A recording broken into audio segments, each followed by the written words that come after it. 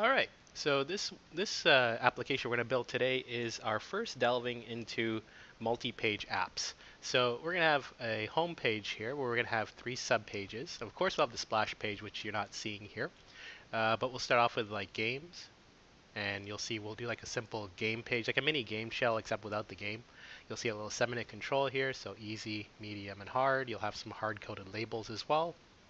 We'll create an event handler to update that label at the top for difficulty.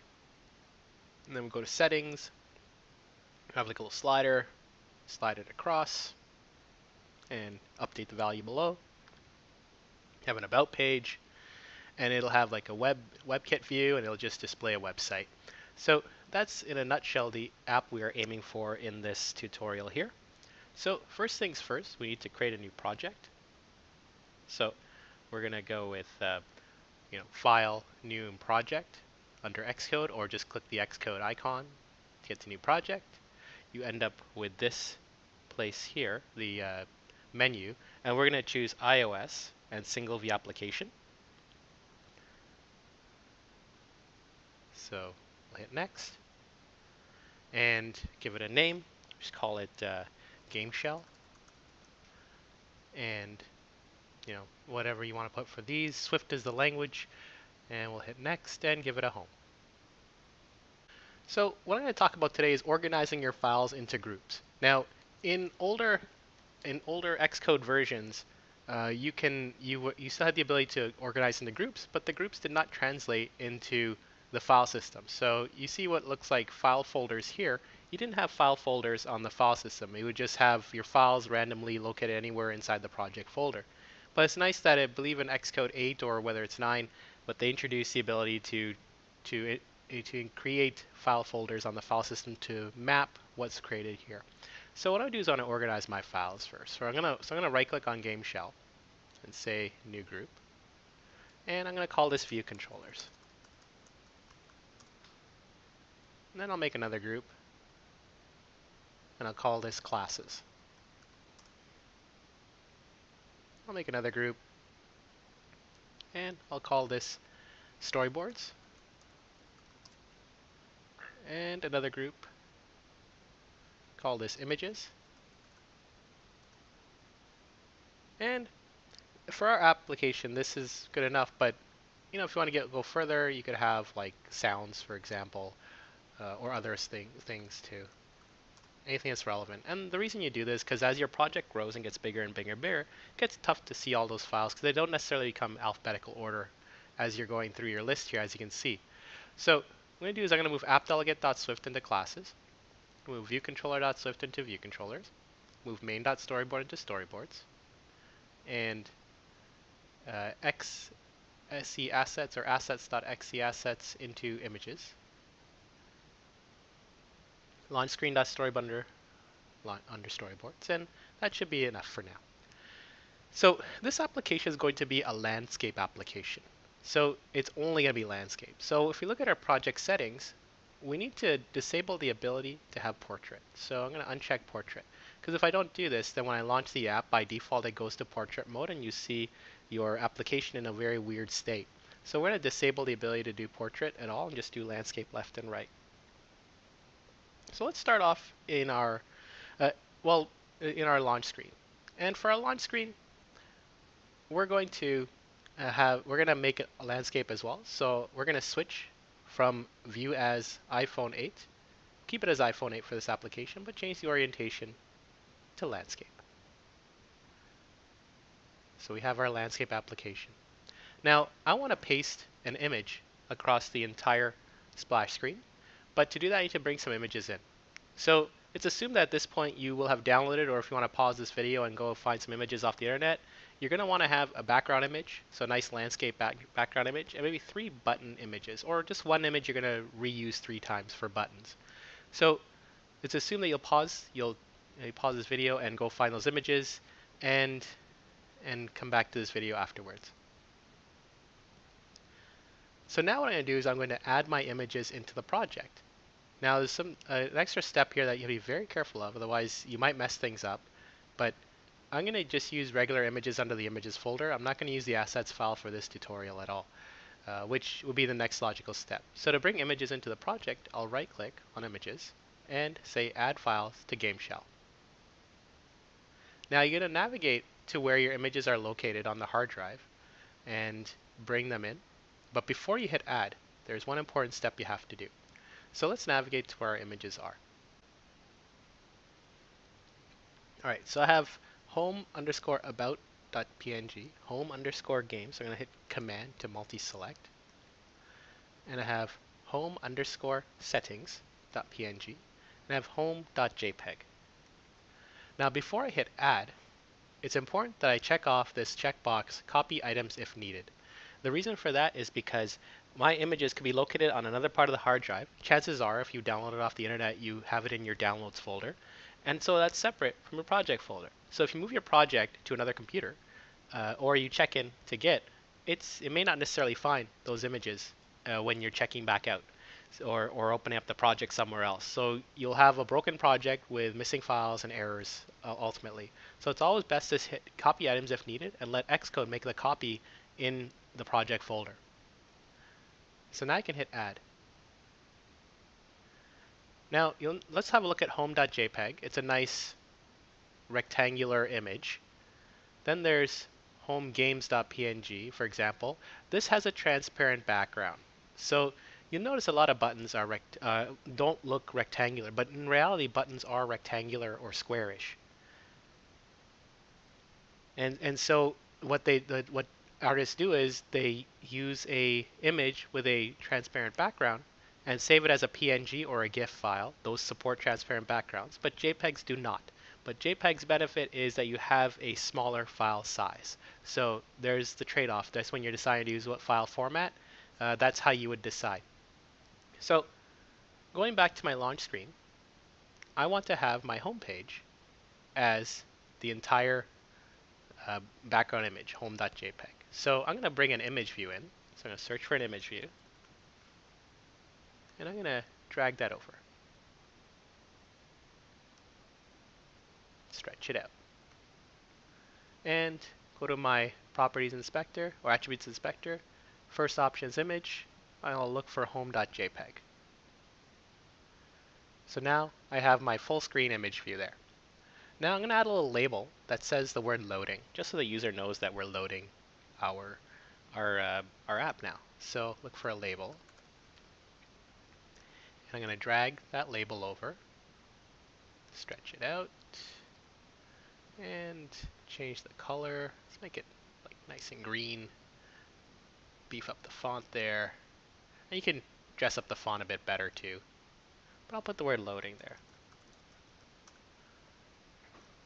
And so now we have here a little splash screen. So the graphics I'm using are from my app, The Adventures of JoJo and ToTo. It's available on the App Store, both on iOS and Android. And there's also JoJo and ToTo 2, JoJo's Potions, also available on Android and iOS app stores as well. So feel free to download them. They're free, have fun, enjoy them, and tell your friends as well. Anyways, getting back to the tutorial, I've completed the launch screen. So now let's move over to main.storyboard. And what we're going to do is we're going to do the exact same thing. Make it landscape.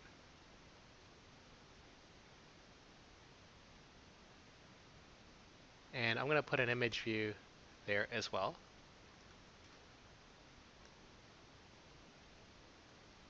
And stretch it out. And also make it home.jpg. But this time, I'm going to add buttons to go to 3 new pages. So let's bring in a button.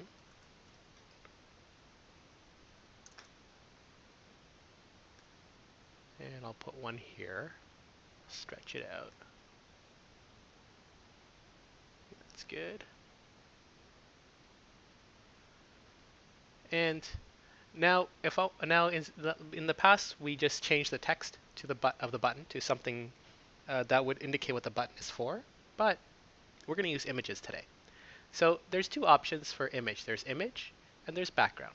I recommend using background over image. What image does, one of the main things it does, is that it resizes the button to be the size of the image file, whereas background adapts the image to the size of the button you have stretched out.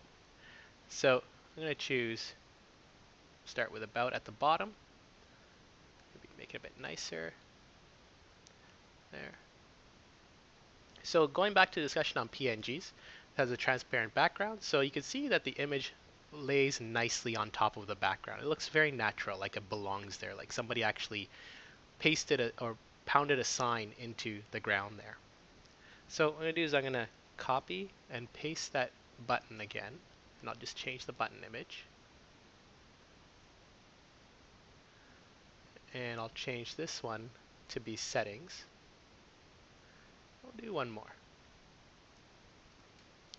Because of size, I will move this button maybe over here. Let's make this our game one.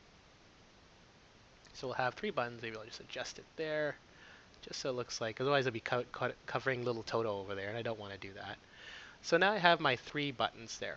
But if you look carefully, you can see the word button on top of the image. So we want to get rid of that. So in each of the 3 buttons, I'll just get rid of the word button and just hit tab to tab away. So it looks much more natural. Now you could, on the other hand, have one generic button image and then just have text here to say what that item's for, modify the font and color and so on to really customize your buttons. But this is good enough for our home page. Now if we run it, see what happens. Choose an iPhone 8 and compiling and running.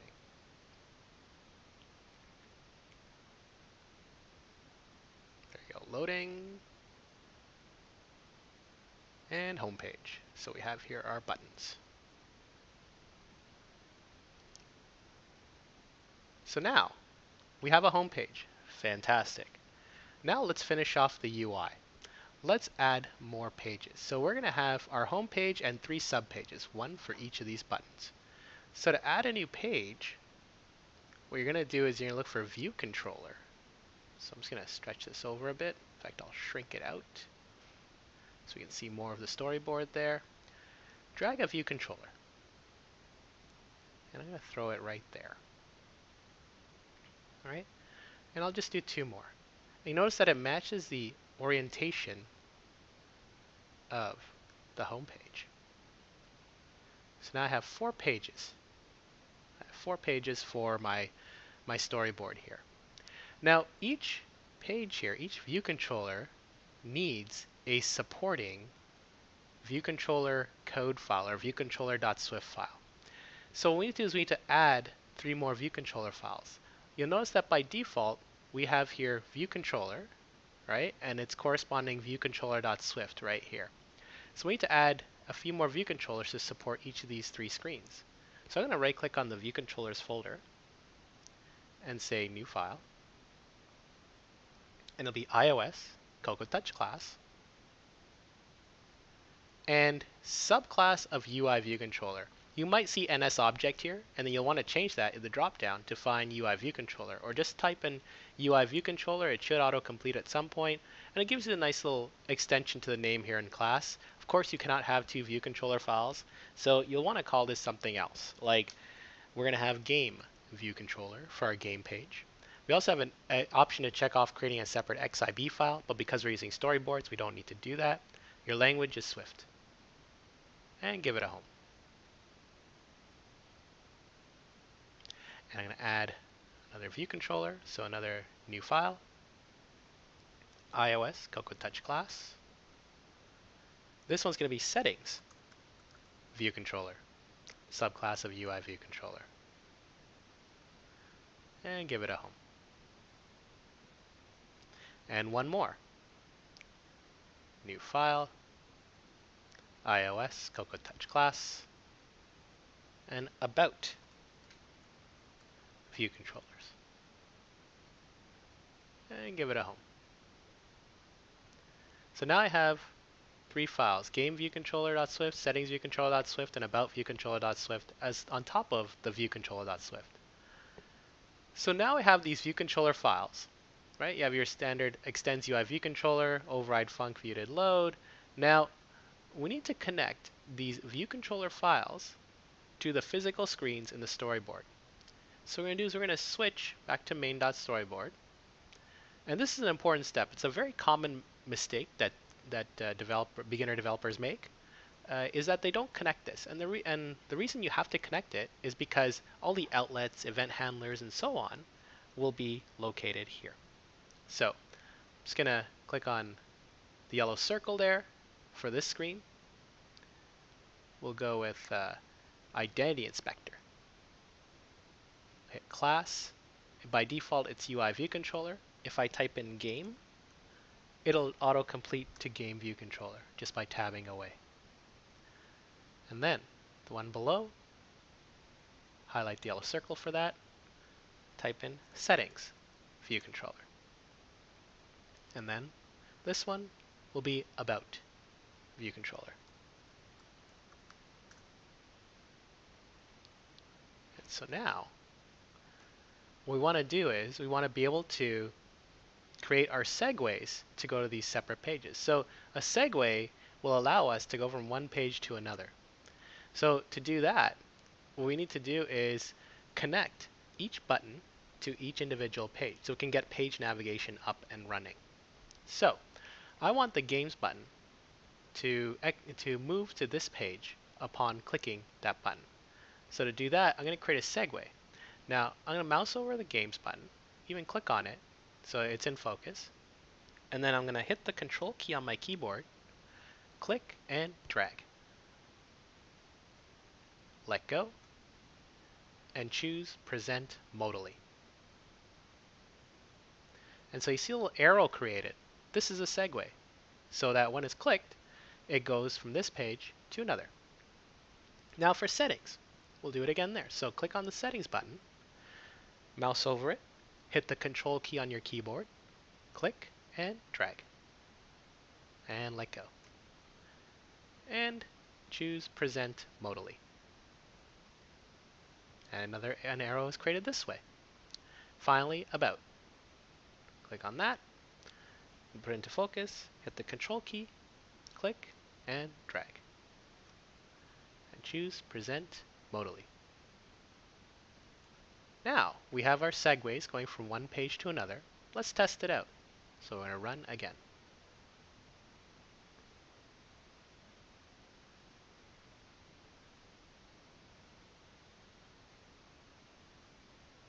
Alright, so if I click on Games, blank. But there's no back button, so we can't go back. Whoops. So you can stop and start for the other two buttons, but it's safe to say all three buttons work.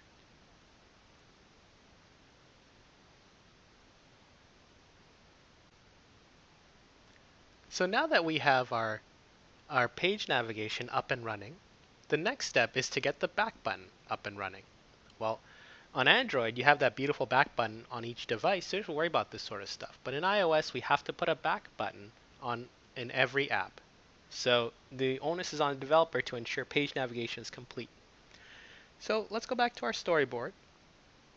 And before we do, there's a special method we need to put in. So every time you want to return back to a particular page, you would have to create a special method.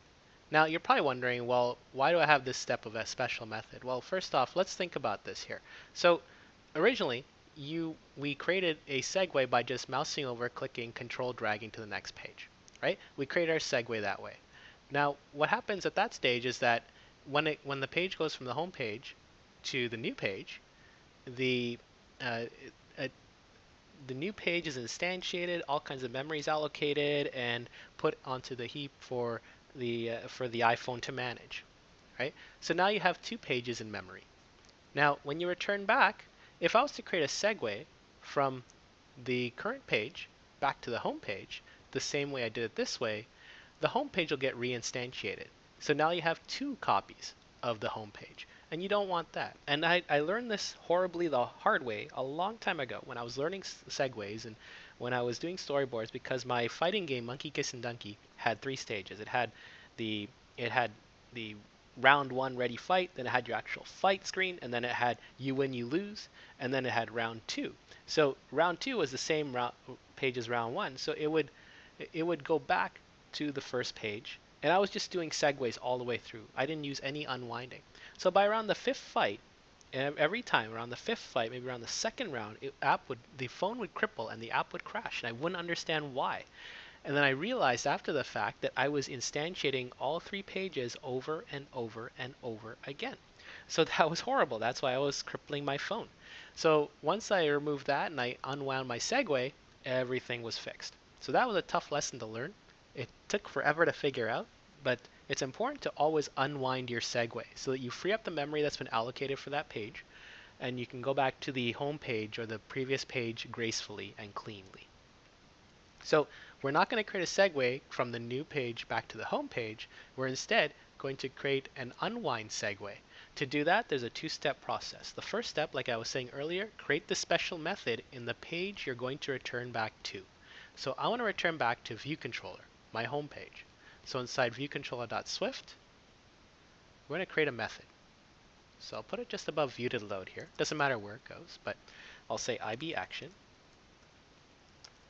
func, and I'll say unwind to home view controller. Forgive the long name. You want to have distinctive unwind method names because suppose you have a third page or a fourth page down, and you're going to have to put in these unwind methods in each of the view controllers you're returning back to. So we want to say we're unwinding back to the home view controller. Now, of course, all methods require arguments. So I'm going to open the round brackets, and similar to an event handler, an IB action, I'm going to say sender, colon, but this is important. I can't just put any. So I'm going to put UI storyboard segue. And it's important that it's storyboard segue, not just storyboard. If you put just storyboard, then it will not come up in your storyboard in the right place you need it to. All right, so you won't be able to create an unwind segue. So open some closing curlies. So this method is very useful because, oh, forgive the typo there, IB action is what I need, not I action.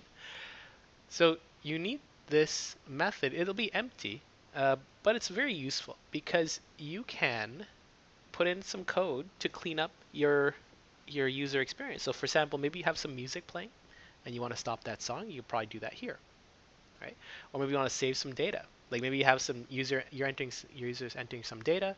Maybe you want to save it to some persistent data just so that when the user comes back, the data is still there when they come back. So it makes for a nice user-friendly experience. You can flush that data here, right? So you have that option to do a lot of things here. So we'll keep it empty for all intents and purposes here because we have nothing special to do here. So we just need unwind to this view controller. Now let's jump back to our storyboard. So I'm going to go back to main.storyboard. And I need to have a button, but I want to make this a nice looking app. So I'm going to put a navigation bar at the top. So I'm going to look for a navigation. I'll type in nav. I don't want navigation controller, although that would solve a lot of things, but I'm going to use a navigation bar instead. All right, and then my title for that will just be Let's Play. And let's change the bar tint on that. So it gets a little tricky. You have to sometimes click away. But let's change the bar tint. Make it like a pale yellow. Yeah. And I'll put a navigation bar on all 3 pages first.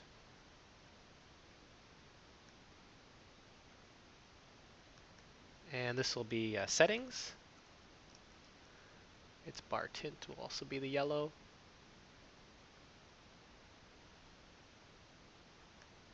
Now you can use an image for the navigation bar, and that will have to be done in code.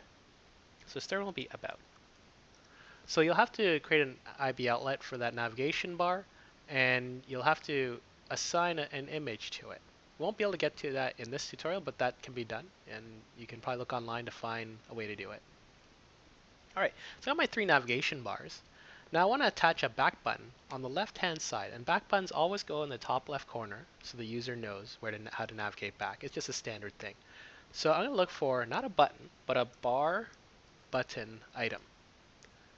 A bar button item goes here. Now it's important, another thing I should note is that navigation bars always go on the top of the screen, and toolbars go on the bottom of the screen. So if you want to have a bar at the bottom, you put a toolbar there, not a navigation bar. Otherwise, Apple will reject your app. So I'm going to change this word item to back. I'm going to do it 2 more times.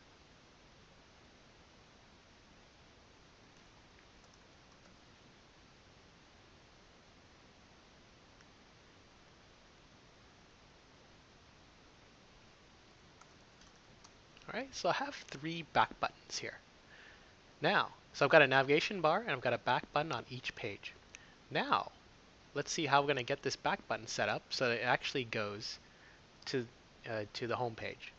So there's 3 icons at the top. We know all about the yellow circle being the view controller icon. The icon on the right hand side, when you mouse over, it says exit, and that's kind of what you're looking at. You're trying to exit the screen, so you want to connect your back button to the exit button or to the exit icon. So I'm going to mouse over back, maybe click on it, hold down my control key on the keyboard, click and drag.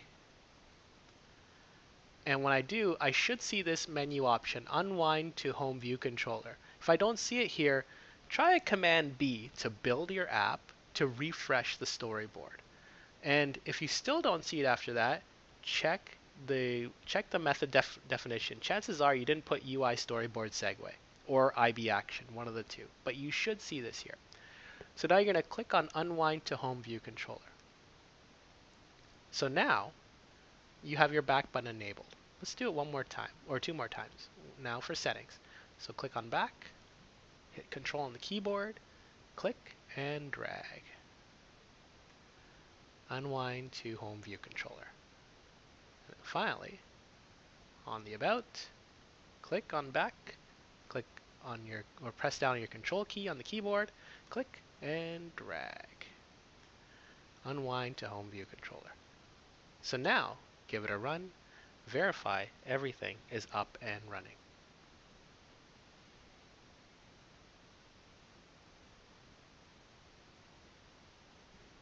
Alright, loading. Let's go to games.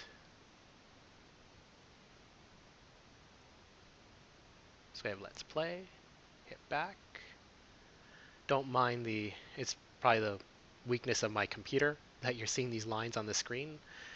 Hit Settings, hit back. Hit About, hit back. So we have full page navigation completed here. So now that we've done that, the next step would be to start filling in the pages. So what we want to do is we want to start off in, let's say, the game page. All right.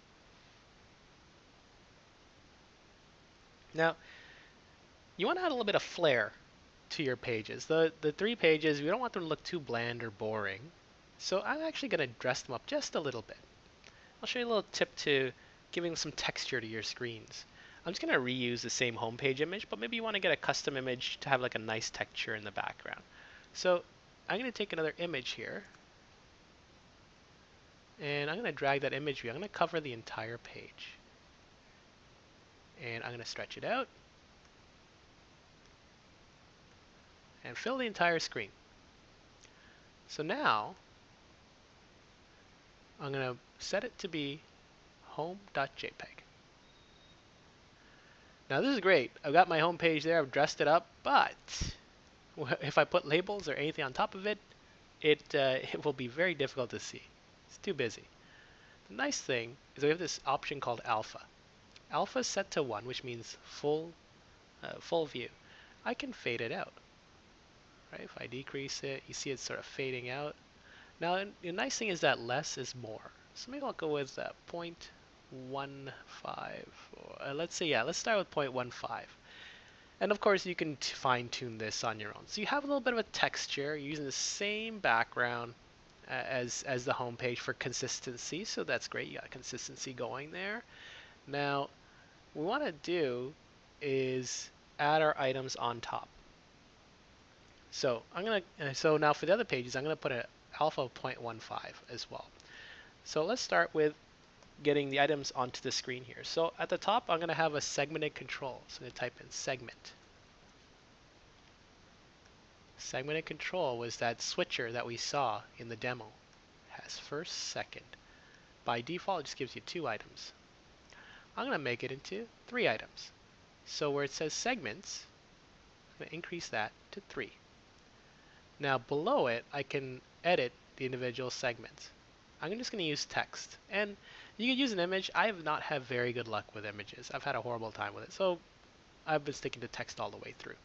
But let's say segment 0, instead of having the word first, I'm going to say easy. And then I'll hit the drop down for segment 0, change it to segment 1, change second to medium. And then segment 2, title will be hard. So easy, medium, and hard. Now, let's add some labels. So, I'm going to drag a label on here.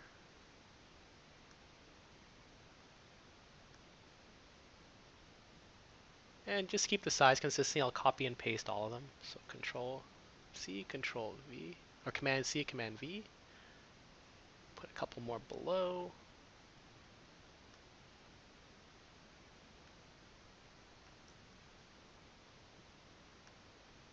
There. And let's make it center justified. I won't bother editing the label because in code, these will get edited.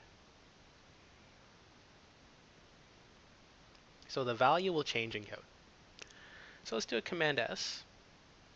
And let's write the code now to support this screen. So I'm going to switch over to GameViewController.Swift because that's the view controller that was connected to this screen earlier on. So let's go over to GameViewController.Swift. And we have here class GameViewController extends UI ViewController, view.load. Let's go ahead and add some code to support that particular screen. First thing I'm going to do is I'm going to add my outlets. So I'm going to say IB outlet. I'll say var. Start with the segment and control. So sgdiff extends UI segment and control.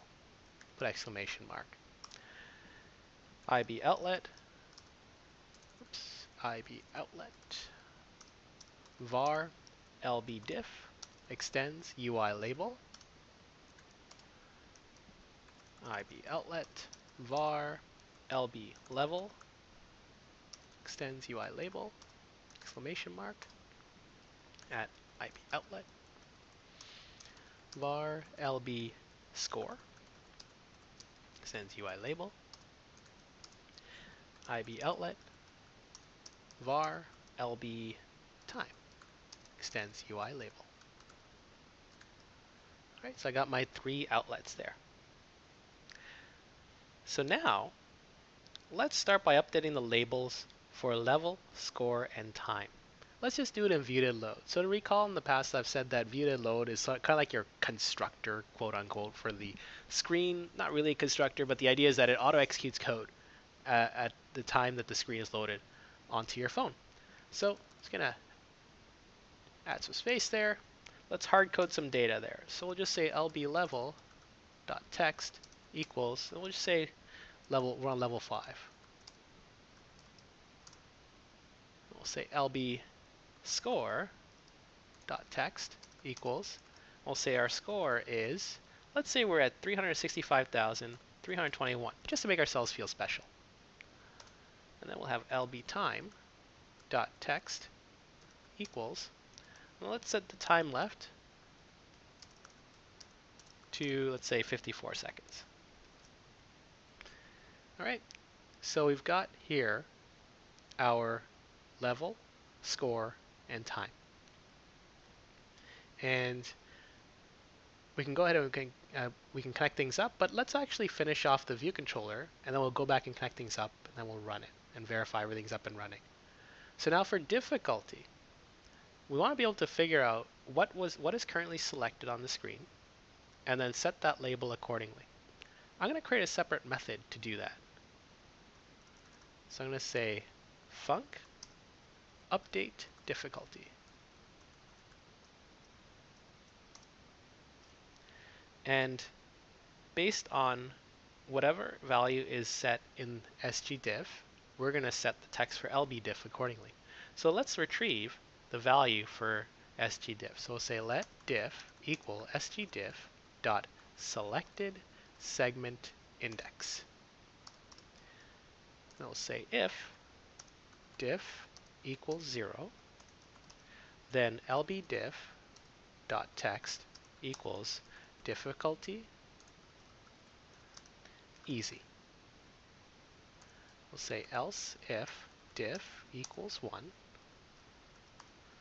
lbdiff dot text equals, and then we'll set it to difficulty medium. Finally, else lbdiff dot text equals difficulty hard. So we have easy, medium, and hard. Now sgdiff, selected segment index, it's an int. So returns an int. So in Objective-C, we would have said int diff, but since we're doing a Swift here, we'll just say let diff, and it obviously infers to an int. So we have our method update difficulty. Let's actually call this inside viewDidLoad. So it automatically tracks what's in sgdiff and automatically updates our difficulty label for us. So we'll say inside viewDidLoad, update difficulty. All right.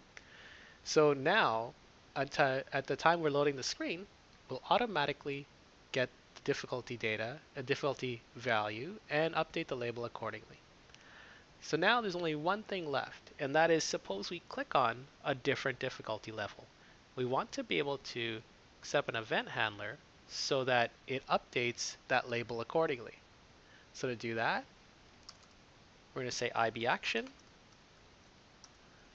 func, and we'll call it segment did change. We'll say sender. Well, we know it's a UI segmented control, so let's just set it to UI segmented control. And this one's easy. We'll just call update difficulty since it's already been set. So now at this point, all of our code is complete for this view controller. We have all of our items auto-executed at viewDidLoad.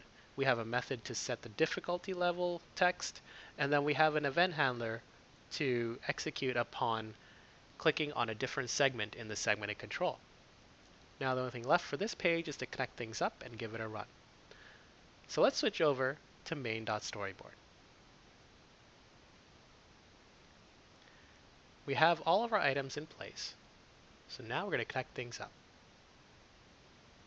So I'm going to highlight the yellow circle, go to my connections inspector, and you'll see there's lbdiff. So I'm going to connect that to the top one. lblevel, connect that to the second one. lbscore to the third one. lbtime to the last label. We've got sgdiff, connect that to the segmented control. And finally, at the bottom there, I've got segment did change with sender. So I'm going to mouse over that, connect that to my segmented control, and choose. Last time we talked about touch up inside, but that's for buttons. This is a segmented control, so we're going to choose value changed. So every time a value is updated in the segmented control, it executes that event handler that we just created, segment did change. So now we have enough to run and verify that our game page is up and running.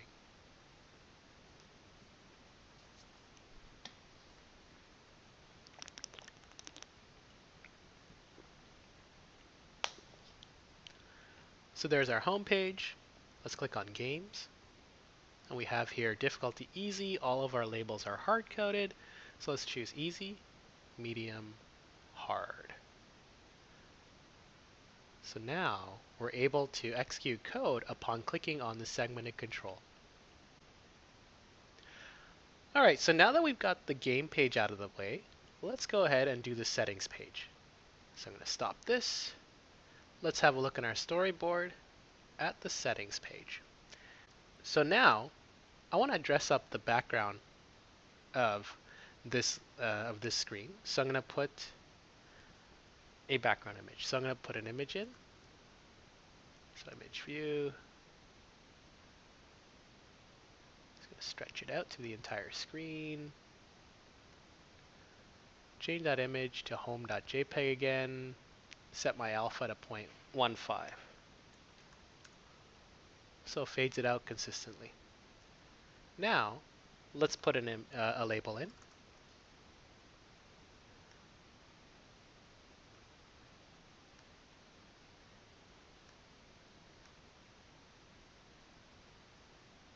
Change that label to volume. Center justify. Let's add another label below it, but give some gap. Center justify. Leave it as the word label. That'll get updated in code. Now, what I want to do is I want to put a slider. So I'm going to drag a slider, stretch it across. Now with the slider, we need to configure it a little bit. So looking at the properties for slider, there's a value. So it's like the initial value that's set upon loading then the page, and then minimum value, maximum value. So minimum 0, I'm going to set it to 100, like 100%. So it'll be like game volume. And when I do that, the ball moves all the way to the left. So that means, because that's the value, because the value is 0.5. So I'm going to change that 0.5 to be like 50 in the middle. So it brings it back to the middle again. And of course you can configure it further. The last thing I'm going to put on this page is a date picker. So I'm going to put in, if I put in picker, two items come up. There's the picker view and there's the date picker. The date picker being the subclass version of picker view, just has a customized date, time, and so on. We'll just put that in. We're putting it for decorative purposes, nothing else. I'm not going to do anything with it in this exercise at all, but just to play with. And you can see you could have date and time, you could have time only, date only, have a countdown timer, have intervals, and really configure it to what you want. So that's just there for illustrative purposes.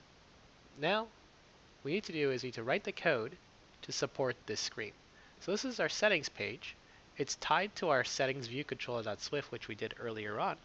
So let's click on settings view controller and let's write the code to support this. So in this case now, we're going to have just two outlets. So I'll put them right above viewed load.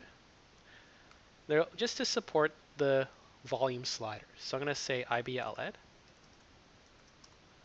var SL volume extends UI slider exclamation mark. Then IB outlet var LB volume extends UI label exclamation mark. Now for this, I'm not going to preload anything other than to update the label for the slider. So let's do what we did in the last view controller. Let's create a method to update that particular label. So we'll say func update label.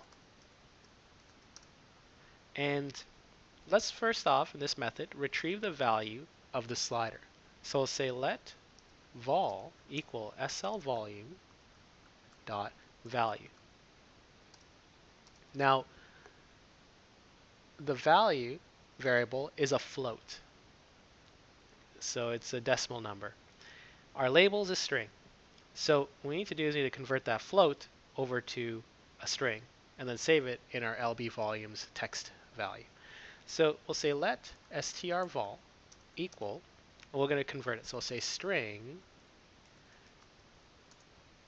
format, and we'll do like a printf sort of thing. So we'll say %f, comma, vol. Now, we could customize it down because you're going to see a lot of digits there. Let's say %.2f. Just have 2 digits. You can do like 0.1f to really simplify it. Just similar concept to printf in other languages that allows us to really shape our float variable, convert it over to a string. Now last step, let's save that value in our LB volume. So say LB volume dot text equals strvol.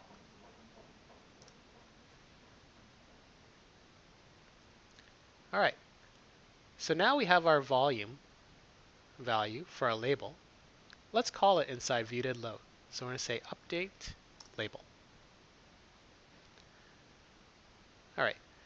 So now upon loading, the screen, it'll go ahead and retrieve the value of the volume slider and update the label to display that value. Now, let's create an event handler so that it continues to update that label anytime we move the ball on the slider. So we're going to say IB action func, and we'll say slider value changed. Argument will be sender colon, and it's a UI slider. And all we're going to do is call update label. So now at this point, our code is complete for our settings page. All we have to do is just connect things up and verify that it works. So switch over to main.storyboard. Click on the yellow circle.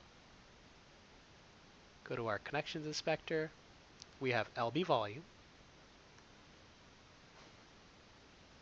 and SL volume. And our event handler at the bottom, slider value changed. Connect that up to our SL volume. And like before, we're going to choose value changed because the value will have changed for the slider. Now go ahead and give it a run.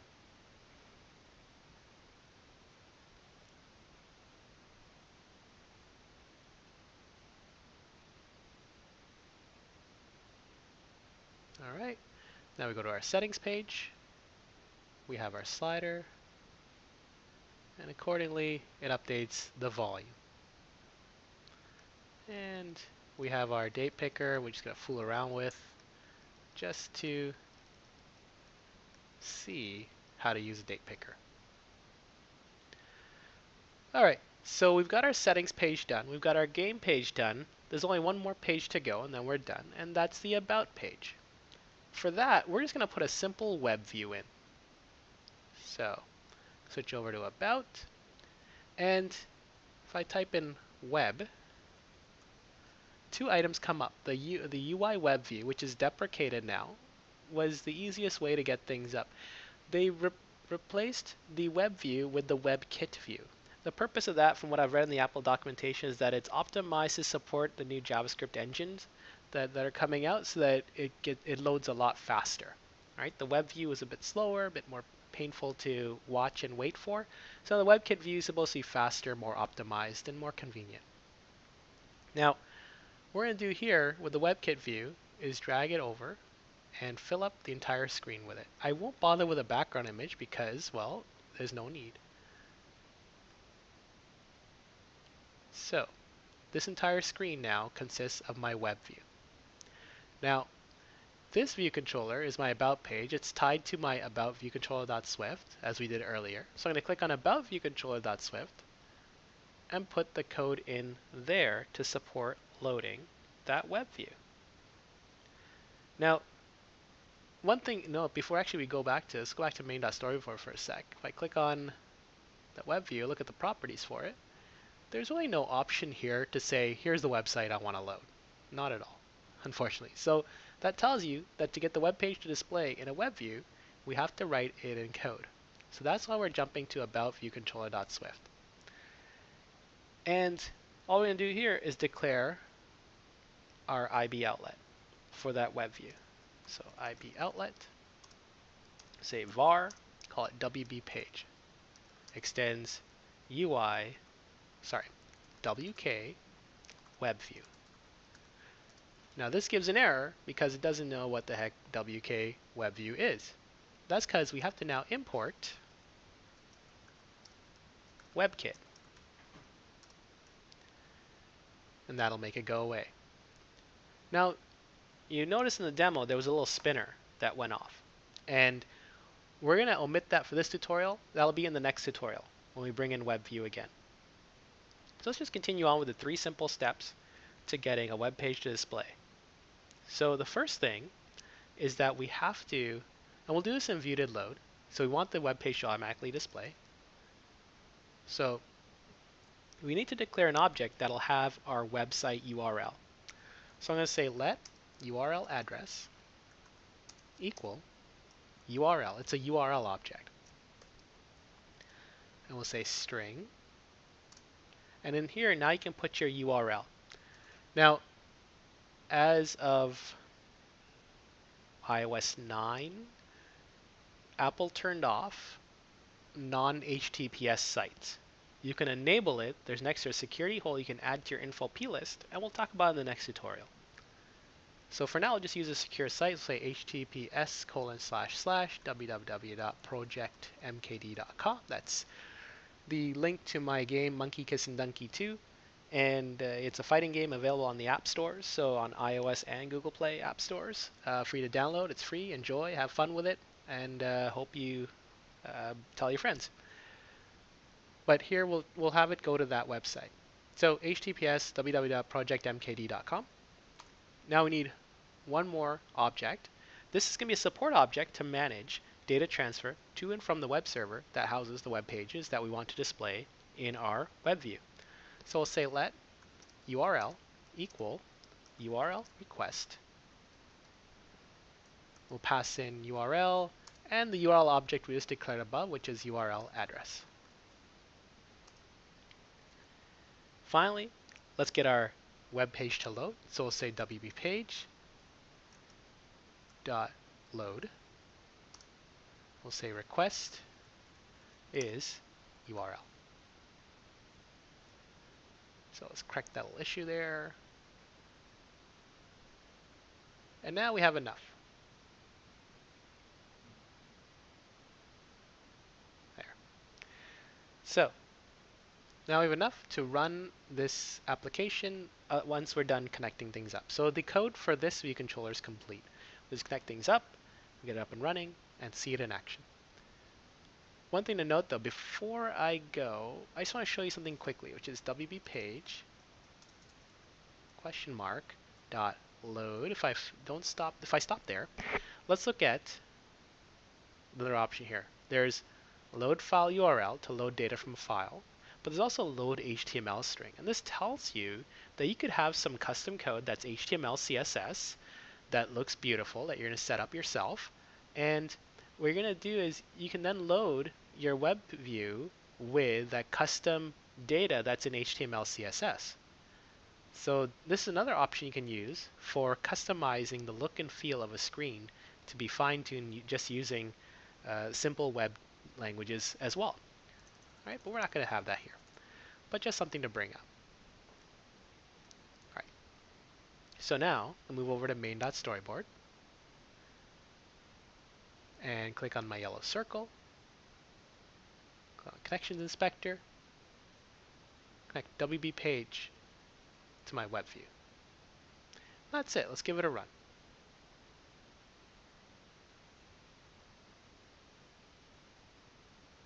All right, build succeeded.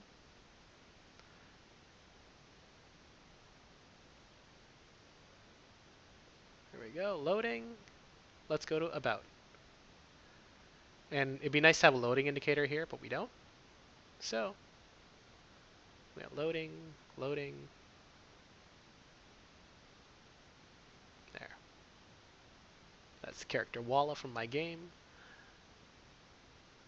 Kind of cut off there. All right, so here we go, Monkey Kissin' Donkey. All right. You can get on Google Play. You can see the web page. All right. And so, in a nutshell, we've now completed the app. And it actually puts everything into a mobile site view. You can have it as desktop view as well, so it doesn't really matter. But yeah, essentially, that's the app. So now we have our About page, which displays a web view. We had our settings page, which displayed some settings with a slider. And finally, we have our game page, which displays difficulty and some hard-coded game values.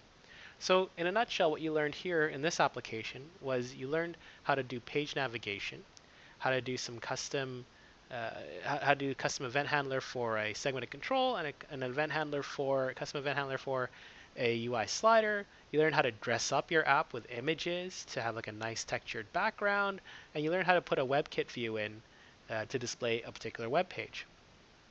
So in the next tutorial, we're going to focus on creating an iPad app and have it adapt for an iPhone. So we're going to learn about auto layout, adapting for different screens, and also revisit the web view as well, or the WebKit view. Till then, thanks for tuning in, and see you next time.